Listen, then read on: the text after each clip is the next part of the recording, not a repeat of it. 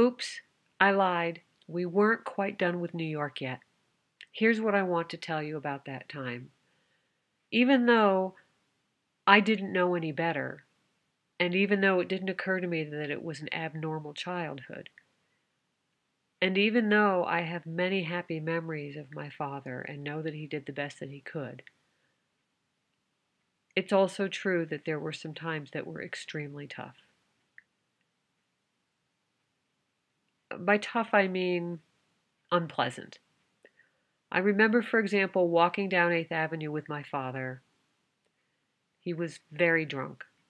I don't think I really understood what that meant, but I certainly was able to see that some of his actions were, well, embarrassing to me to start. So, as I said, we're walking down 8th Avenue, and for some reason, I don't recall what I am saying to my father, as only a 6 or 7-year-old can. You can't do that. And my father says to me, I can do anything I want. And he walks up behind a complete stranger, a woman who has a scarf on her head, and he walks right up behind her and he pulls her scarf off. I was mortified.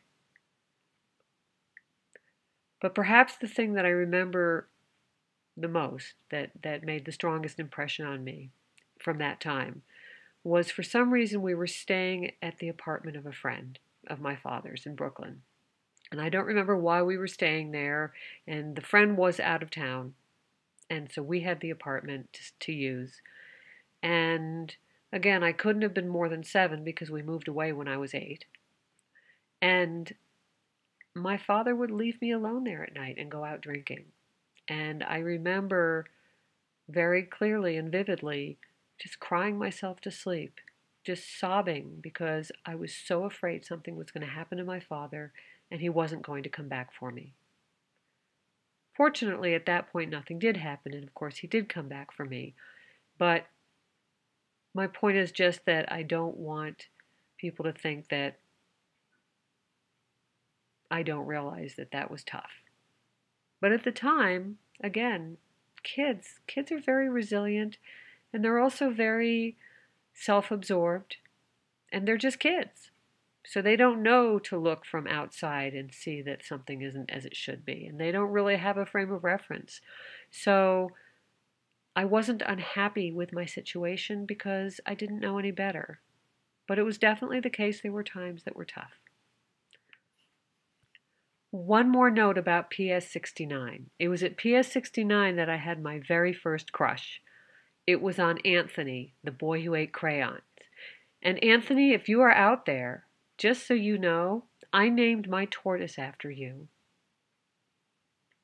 I also had a very good friend at PS 69, a boy whose family had moved from Hungary, and his name was Roger Javor. And I've always looked for him just because I remembered him. So Roger, if you're out there, hey, get in touch. Also, my father made sure that I was involved in lots of wholesome activities.